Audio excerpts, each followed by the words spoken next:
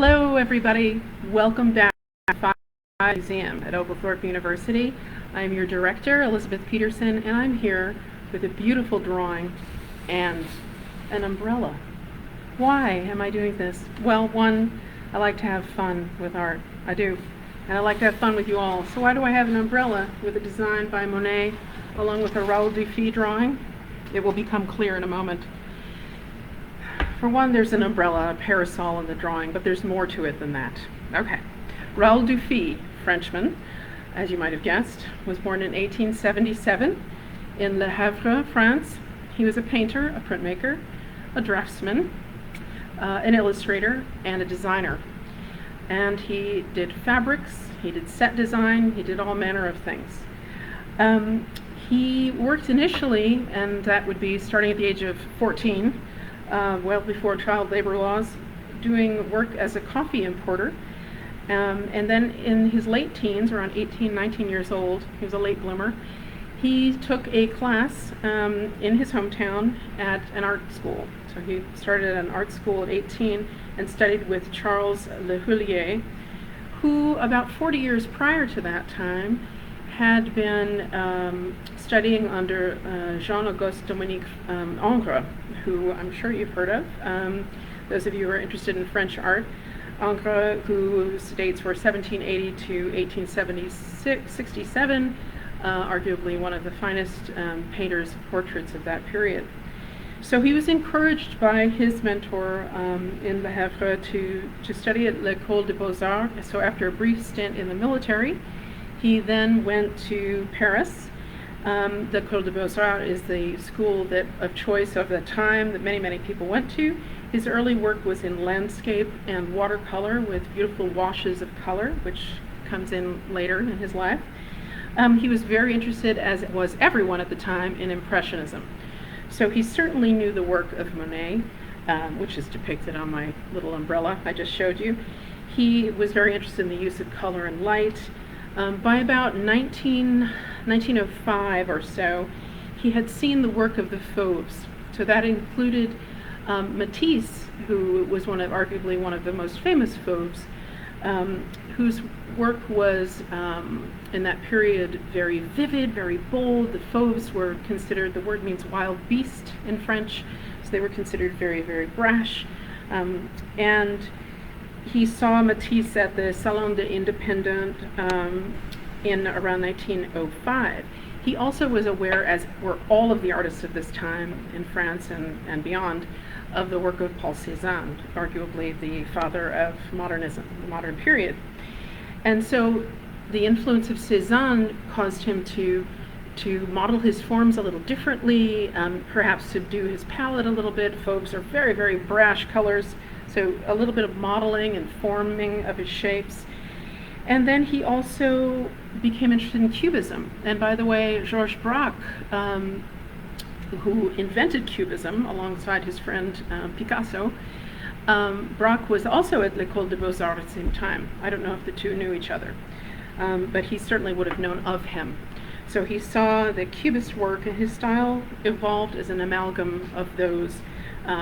Impressionism early on, the use of color, Fauvism, the boldness, the modern master Cézanne, and Cubism. And he developed really his own style too.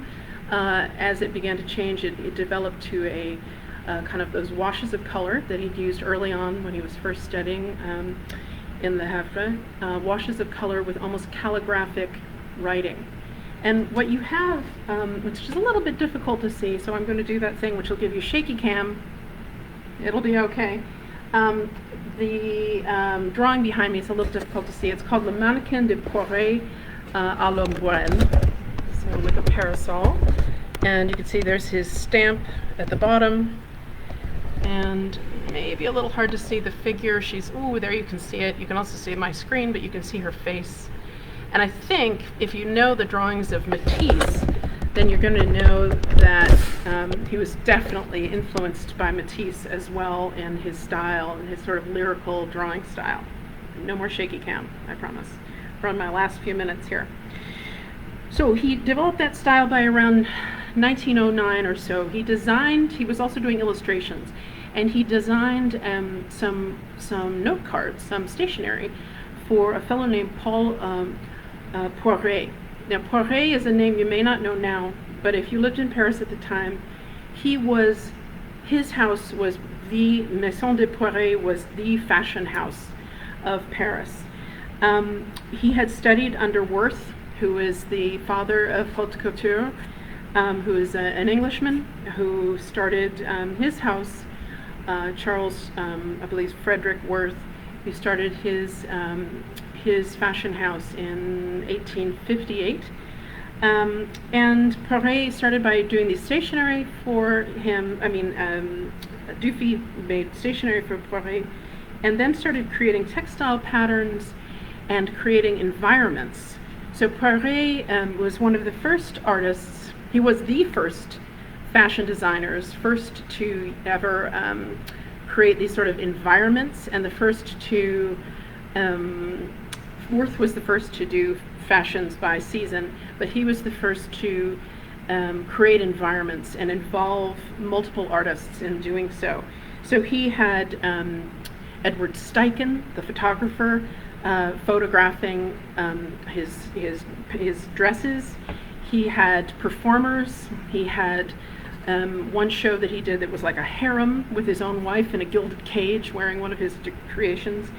And Dufy was creating the sets for this. So Dufy was creating the sets and creating the atmosphere and all of that. And so this particular piece is a model for Poiret with a parasol. And there's some writing by the artist off to the side that says, La fluesse rouge, jaune, bleu, vert. So my French is a bit lacking, but I believe that means rather affluent red, yellow, blue, and green. So color notes off to the side. And you can see that this is a very classic design for the 1920s, the teens into the 20s. She's wearing kind of a modified cloche, and her dress is a hobble skirt. So Poiret very famously said, I freed the waist and I constrained the ankles. So he was the one who sort of moved away from corseting. Thank you, Mr. Poiret, monsieur. So he also, Dufy, joined the Maison Bianchini Ferrer and collaborated with them for about the next 20 years, and on and off with Poiret as well. In the 1940s, he exhibited at the Salon de Tuileries. By that time, he'd become arthritic. He was having a little difficulty with his hands. I appreciate that at this juncture of my life. But he was able to get some treatments that were considered very new at the time, with cortisol and other things that we appreciate today. And he won the grand prize at the Venice Biennale in 1952. Unfortunately, the next year he passed away. He is buried in Nice in the very same cemetery next to Matisse, who again, I think his work rather resembles in his lyrical line.